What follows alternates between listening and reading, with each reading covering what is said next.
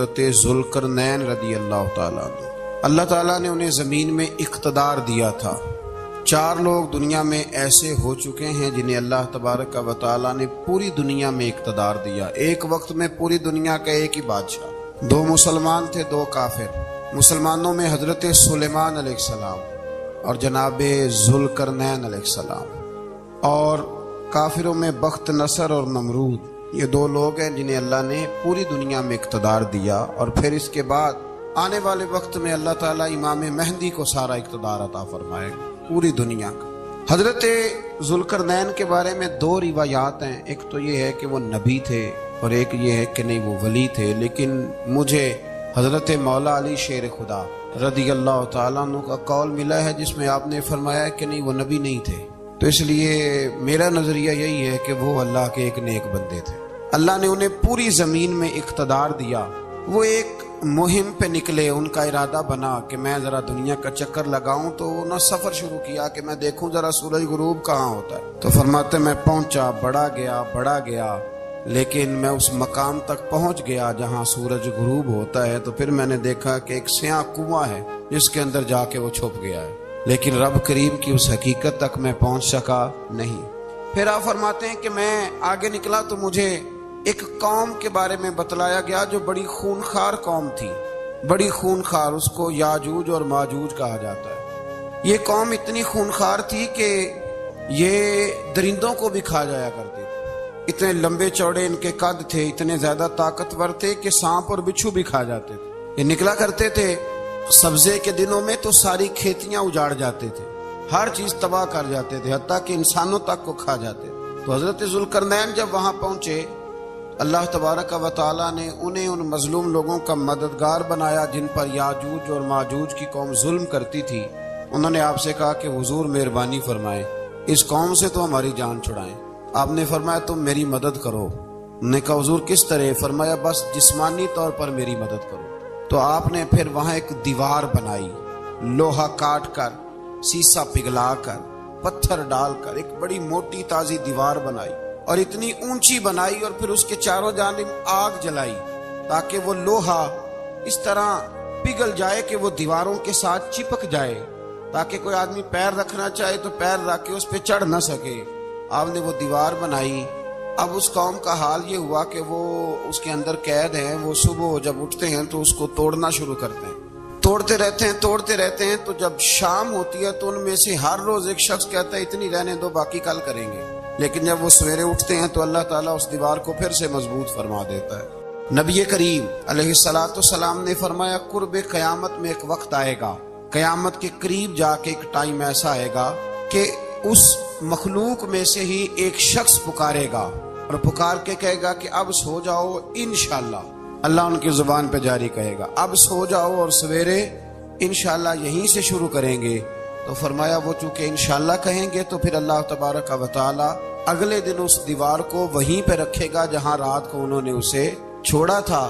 اگلے دن وہ توڑیں گے تو دیوار ساری ٹوٹ جائے گی، اور پھر اللہ تبارک و تعالی کا فضل ہوگا تو مسلمان کی طرف وہ بڑھیں گے، وہ قتل و غارت کریں گے، پھر سے وہی درندگی کریں گے۔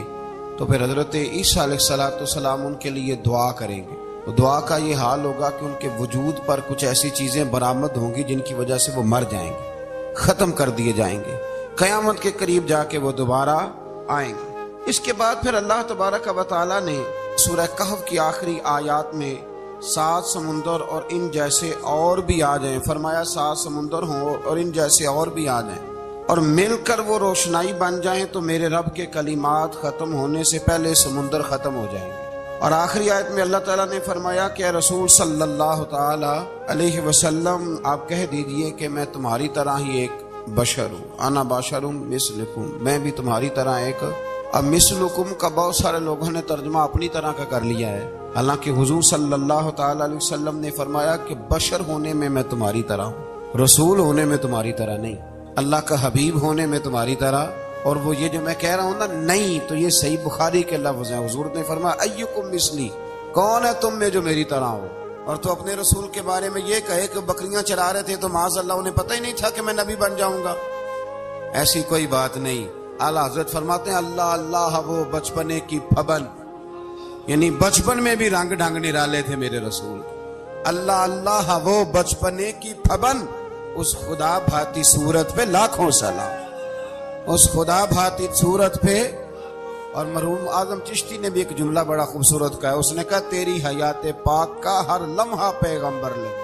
انہوں نے اپنے چچا کو بے جان بتوں کی عبادت سے روکا، عذاب الہی سے ڈرایا۔ اس نے کہا کہ آپ ہمیں ہمارے خداؤں سے پھیرنا چاہتے ہیں، اس سے رک جائیں ورنہ ہم آپ کو سنسار کر دیں گے۔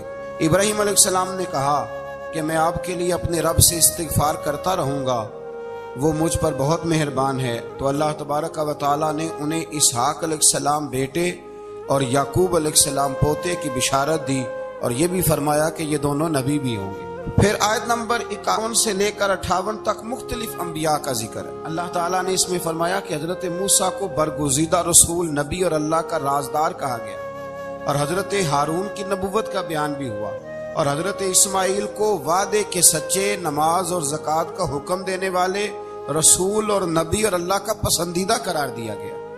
ادریس علیہ السلام کو صدیق نبی قرار دیتے ہوئے فرمایا کہ ہم نے ان کو بلند جگہ پہ بٹھایا ہے۔ کہاں ہے ادریس علیہ السلام؟ چوتھے آسمان میں بھی، اور جنت کا قول بھی ہے۔ دو روایتیں ان کے بارے میں ملتی ہیں، ایک تو یہ ہے کہ وہ حضرت ملک الموت سے ایک دفعہ کہنے لگے تو میرا یار نہیں بن جاتا؟ اللہ ہی بھلا کرے۔ حضرت اسرائیل کو کہنے لگے دوست بن جو، بن جاتے ہیں، دوستی ہو گئی۔ فرمانے لگے یار موت کا ذائقہ کیسے چکھاتا ہے؟ کہنے لگا میں آپ کو چکھا دیتا ہوں۔ آپ کو موت کا ذائقہ چکھایا اور دوبارہ پھر روح ڈال دی، آپ اٹھ کے بیٹھ گئے۔ کہنے لگے دوزخ تو دکھا، نے وہ بھی دکھا دی۔ فرمایا جنت تو دکھا، جنت بھی دکھائی۔ تو کہنے لگا واپس چلیں، فرمانے لگے اب تو نہیں جانا۔ کیوں؟ فرمایا رب فرماتا ہے ہم فیہا خالدون، جو جنت میں آئے گا یہیں رہے گا۔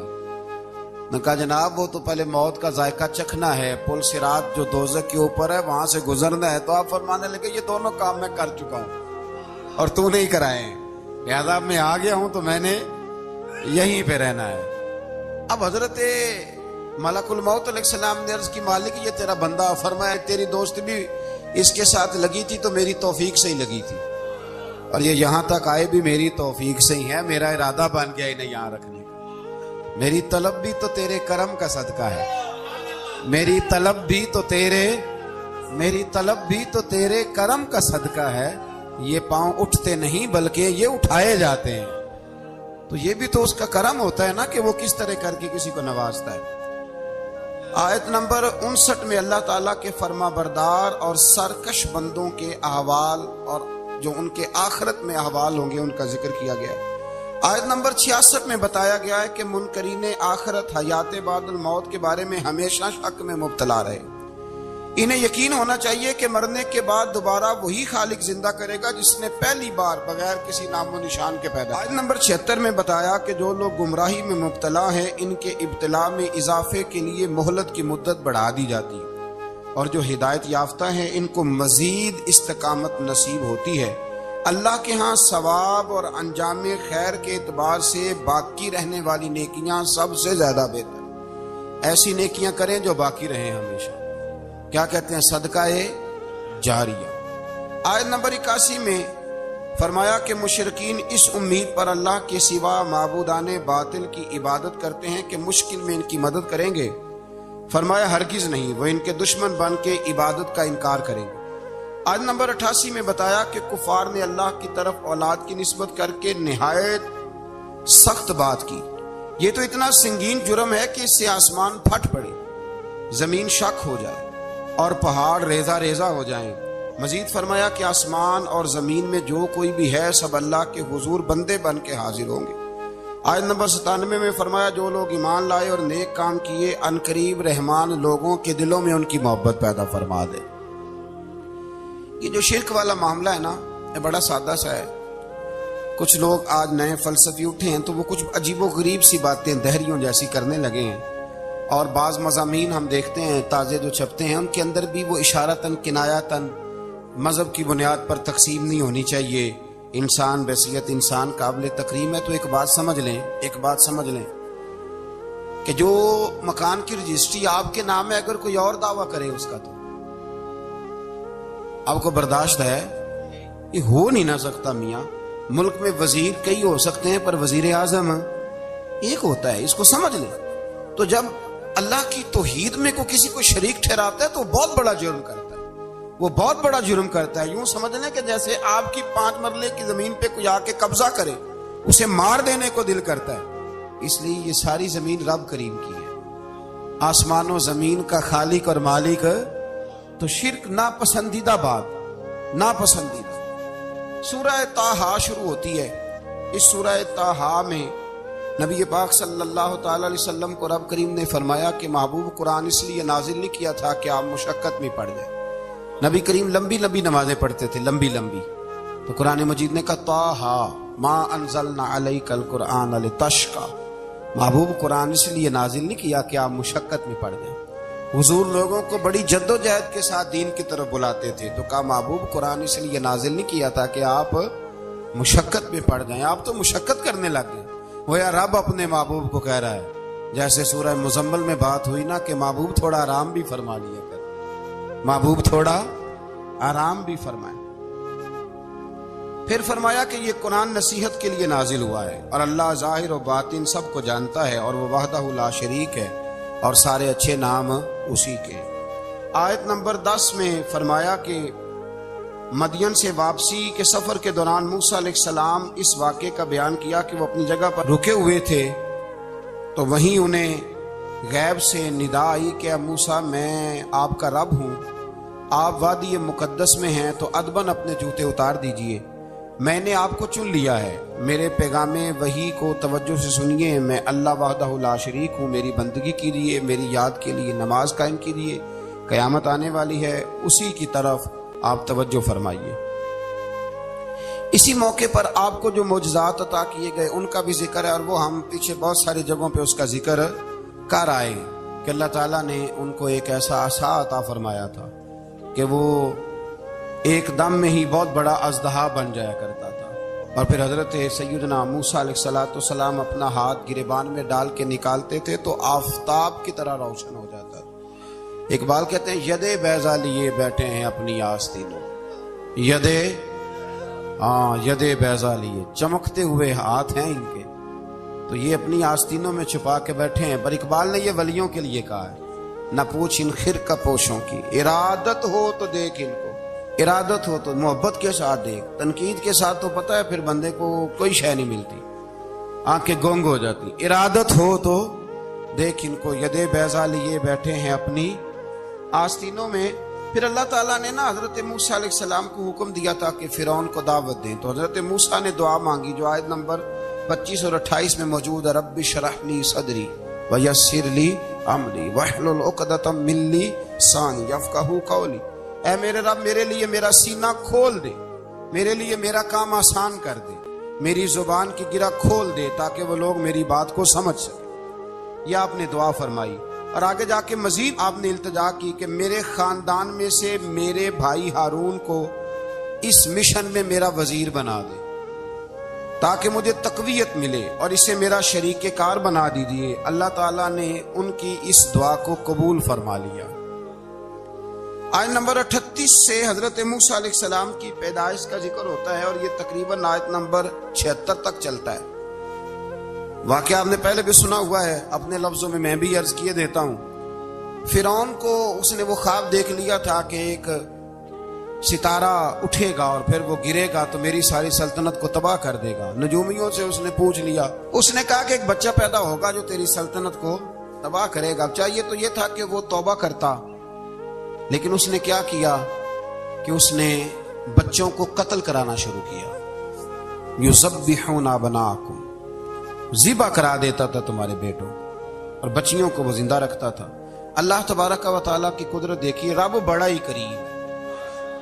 آپ یقین کریں مولا کے دینے کے انوکھے ہی انداز ہیں، یعنی حضرت موسیٰ کوہ طور کے پاس آگ لینے جائیں تو اللہ تبارک و تعالیٰ پہلی وہی فرما کے نبی بنا لے، بھائی حضرت یوسف کو کنویں میں ڈالے تو رب وہاں سے نکال کے مصر کا حکمران بنا دے۔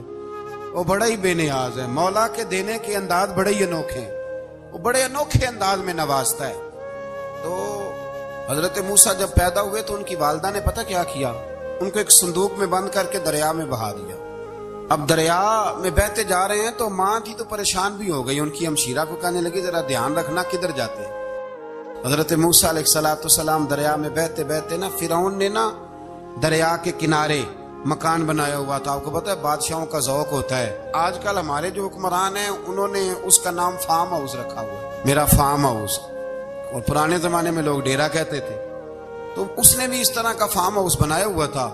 وہاں پہ حضرت موسیٰ علیہ السلام تیرتے ہوئے تابوت کے اندر صندوق کے اندر جا رہے ہیں. فرعون اور ان کی بیوی حضرت آسیہ بے اولاد تھیں, بڑی تڑپ تھی بیٹے کی, وہ بھی وہاں کھڑی تھی. صندوق تیرتا ہوا آیا تو فرعون نے کہا کہ جاؤ پکڑ کے لاؤ دیکھو کیا ہے. جب وہ لے کے آئے نا تو آپ کی ہمشیرہ جو نگرانی کر رہی تھی پریشان ہو گئی کہ یہ تو اس کے ہاتھ لگ گئے, یہ تو اب مار ڈالے گا. لیکن جب خوبصورت اور چمکتا ہوا بچہ دیکھا تو بی بی آسیہ کہنے لگی یہ بنی اسرائیل کا ہے ہی نہیں, یہ تو پتہ نہیں کہاں سے بہتا ہوا یہاں آ گیا ہے. تو ایسے ہی چھوڑ, یہ پتہ نہیں کہاں سے رکھ نہ لیں. تو حضرت موسیٰ علیہ السلام وہ کہنے لگا نہیں انہی کے ہیں, موسیٰ علیہ السلام اسی کے ہیں. تو آسیہ کہنے لگی تیرے تو سر پہ نا بس بھوت ہی سوار ہو گیا, ہر وقت وہی لوگ تجھے یاد رہتے ہیں, پتہ نہیں کہاں سے بہ کے آیا. اب رکھ لیا, مان گیا فرعون. آپ فرعون کے گھر میں جو اس لیے بچے مروا رہا تھا کہ میری سلطنت حضرت موسیٰ پیدا نہ ہو جائیں, تو اسی کے گھر میں پرورش پانے لگے, اسی کے گھر میں. اب عورتیں منگائی گئی دودھ پلانے کے لیے, تو حضرت موسیٰ علیہ السلام کسی بی بی کا دودھ نہیں پیتے, تو آپ کی ہمشیرہ نہ وہیں دائیں بائیں گھومتی رہتی. تو کہنے لگی جناب آسیہ سے کہ میں ایک بی بی کو جانتی ہوں, بڑی صاف ستھری ہے, مجھے امید ہے یہ بچہ اس کا دودھ پیے گا. تو فرعون کہنے لگا دوڑ کے لا. تو اپنی والدہ کو لے کے آئی تو حضرت موسیٰ نے فوراً دودھ پینا شروع کر دیا. فرعون کو پھر تھوڑا شک ہوا. ایک روایت یوں بھی لکھی ہے بعض لوگوں نے کہ فرعون ایک دن اٹھایا ہوا تھا حضرت موسیٰ کی ابھی تھوڑی سی عمر تھی, تو آپ نے اس کی داڑھی پکڑ کے تو ایک گھونسا دے مارا. جلالی تو شروع سے ہے نا. تو کہنے لگا آسیہ تو مان نہ مان یہ بچہ وہی ہے. تو حضرت بی بی آسیہ کہنے لگی کہ تجھے غلط فہمی ہے, یہ وہ نہیں ہے. اس نے کہا دیکھو نا یہ تو اٹھاتی ہے تو پیار کرتا ہے, اور میرے جب قریب آتا ہے تو اس کے لب و لہجے میں تلخی محسوس کرتا ہوں. اس نے کہا بچوں کو کیا پتا. خیر ایک طرف اس نے کھانے پینے کی چیزیں رکھ دی, ایک طرف انگارے رکھ دیے. وہ بھی حضرت آسیہ کہتی ہیں کہ تجھے سمجھ آئے بچے بچے ہوتے ہیں. حضرت موسیٰ بچے تو تھے پر تھے تو اللہ کے نبی نا, اللہ کے نبی تھے. جب اس نے کہا نا یہ بچے ہیں تو حضرت موسیٰ علیہ السلام بجائے انگاروں کی طرف جانے کے نبی تھے, وہ سیدھے کھانے پینے والی چیزوں کی طرف بڑھنے لگے. فرعون کہنے لگا آپ بتا. اللہ تعالیٰ نے حضرت جبریل کو بھیجا, انہوں نے کہا ادھر نہیں جانا آپ ادھر جائیے. تو آپ آگ کی طرف گئے اور ایک کوئلہ اٹھا کے زبان پہ رکھ لیا. تو آسیہ کہنے لگی سمجھ آئی بچے کو کیا پتا کدھر جانا ہے کدھر نہیں جانا. اگر وہ اتنا ہی خیال ہوتا وہی بچہ ہوتا تو آگ. اور بعض مفسرین نے لکھا ہے یہ جو حضرت موسیٰ دعا مانگتے تھے نا رب اشرح لی صدری ویسر لی امری, یہ وہ آگ کا انگارہ جب کوئلہ منہ میں رکھا تھا نا تو اس کی وجہ سے زبان میں کچھ لکنت آ گئی.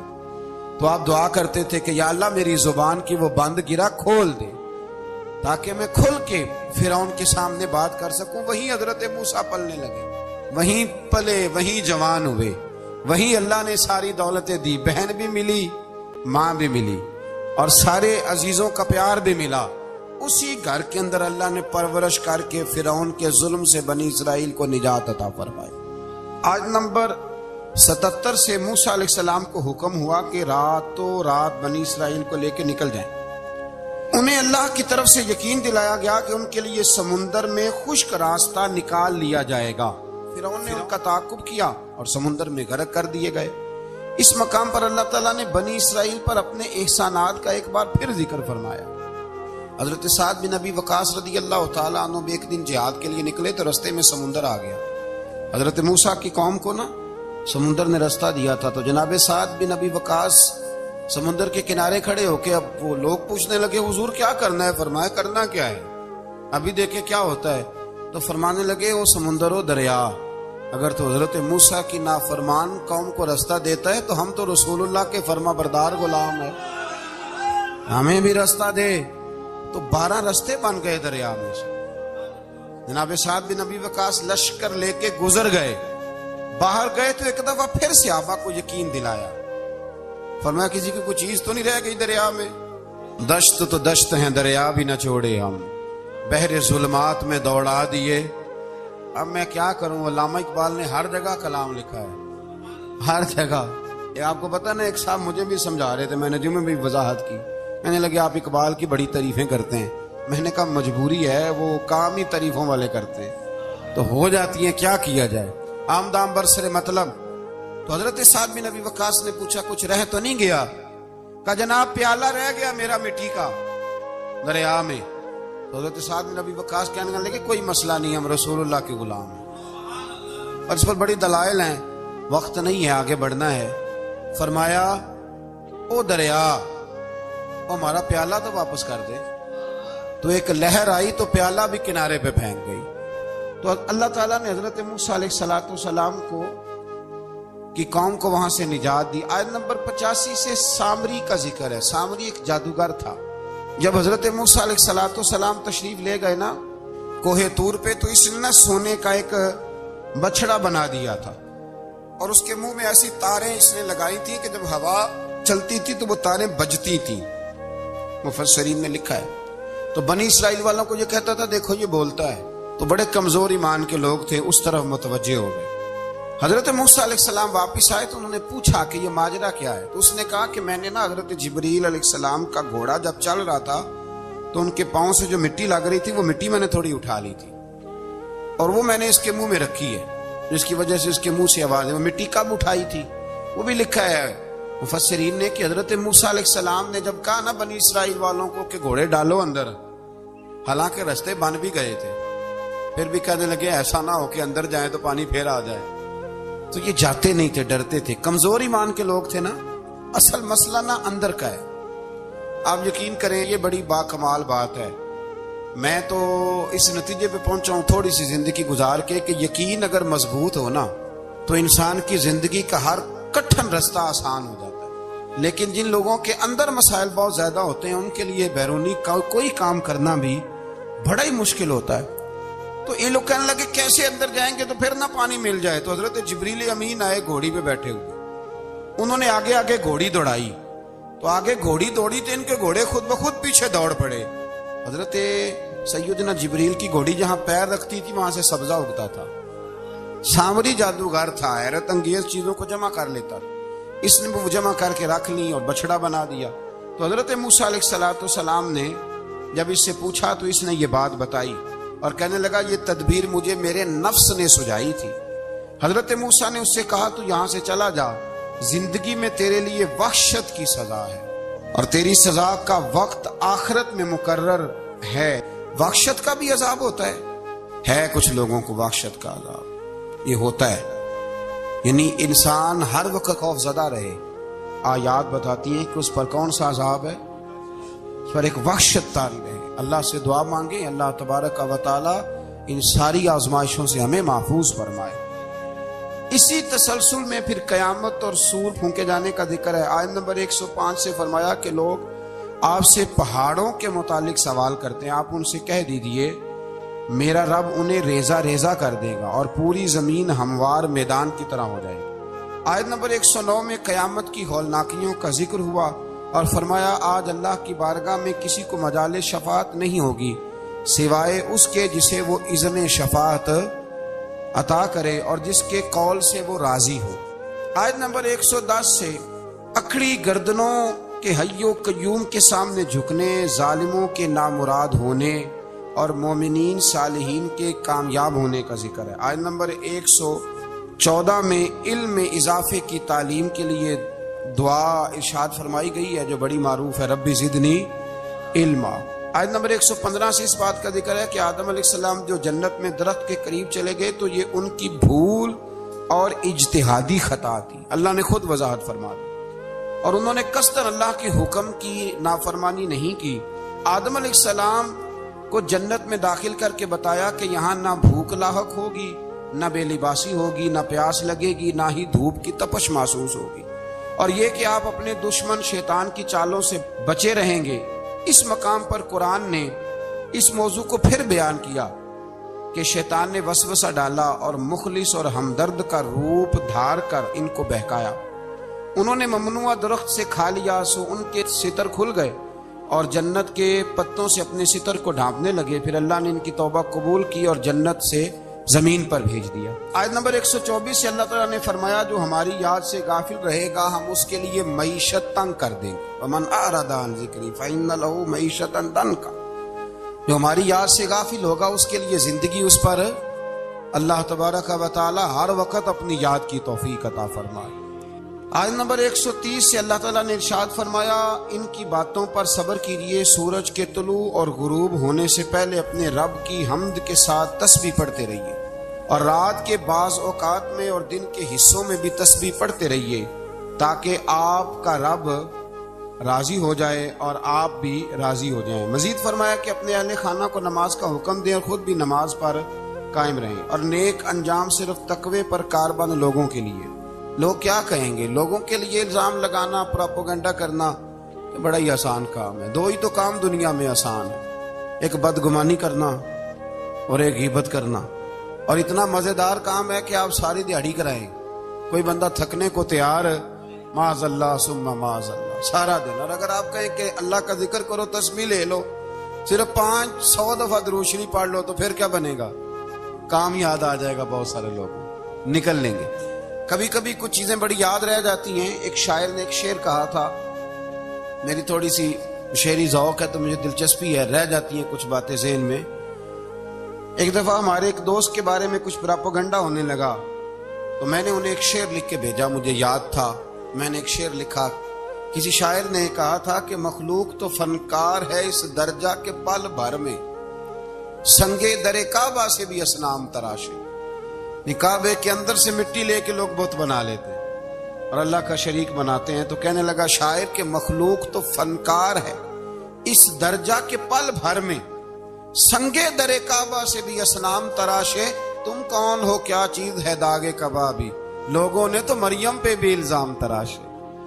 لوگ تو منٹ لگاتے ہیں، وہ جو رہی مسجد میں، پلی مسجد میں، لوگوں نے الزام لگانے کا وقت آیا تو الزام لگا دیا، سید عائشہ صدیقہ پہ لگا دیا، صدیق کی بیٹی اور صدیقہ۔ آپ سوچ سکتے ہیں کہ لوگ کہاں تک جاتے ہیں اور باتیں کہاں تک پہنچتی ہیں۔ تو یہ میرے رب کریم کا فضل اور کرم ہے کہ جناب مریم کی برات کا اعلان بھی قرآن نے کیا، اور حضرت عائشہ صدیقہ کی برات کا اعلان بھی قرآن پاک نے فرمایا، یہ بھی قرآن مجید نے فرمایا ہے۔ اور کل پرسوں بھی بات ہو رہی تھی حضرت یوسف علیہ السلام کی، تو الزام تو لگتے رہتے ہیں۔ تو میں نے اس دن بھی سوال کیا تھا، پھر دہراتا ہوں کہ غلطی کیا تھی حضرت یوسف کی؟ کبھی کنواں اندھیرا، کبھی بھائیوں کے تھپڑ، کبھی مصر کا بازار، اور ذرا سوچو تو صحیح جب بولیاں لگتی ہیں انسان کی تو کیا حال ہوتا ہے۔ اور پھر ذرا یہ بھی تو دیکھو نا کہ جب زلیخا نے الزام لگایا تو پھر کیا حال ہے، اور پھر 12 سال کی جیل، پر رب فرماتے ہیں شان میں نے یوسف کو ہی عطا فرمائی۔ تو حضرت مریم سلام اللہ علیہا جب وہ بیٹا لے کے گئی ان کے پاس، تو انہوں نے کہا یہ کہاں سے آ گیا؟ آپ فرمانے لگی میں نے تو چھپ کر روزہ رکھا ہوا ہے، اسی سے پوچھ لو یہ کہاں سے آیا ہے، یہی بتائے گا۔ پنگوڑے میں تھے حضرت عیسیٰ علیہ السلام، پنگوڑے میں۔ تو قرآن مجید کہتا ہے کہنے لگے قال انی عبد اللہ، حضرت عیسیٰ بولے اور بول کے کہنے لگے میں اللہ کا بندہ ہوں، اور آتانی الکتاب، خالی نہیں آیا، کتاب ساتھ لے کے آیا ہوں، وجعلنی نبیا، اور اس نے مجھے نبی بنا کے بھیجا ہے۔ تو حضرت عیسیٰ علیہ السلام پنگوڑے میں ہیں تو کلام فرما رہے ہیں، اپنے نبی ہونے کا اعلان فرما رہے ہیں۔ اب اس بندے کے قریب جا کے اس سے سوال کرنے کو دل نہیں کرتا جو نبی پاک کے بارے میں کہتا ہے 40 سال کے بعد نبی بنے۔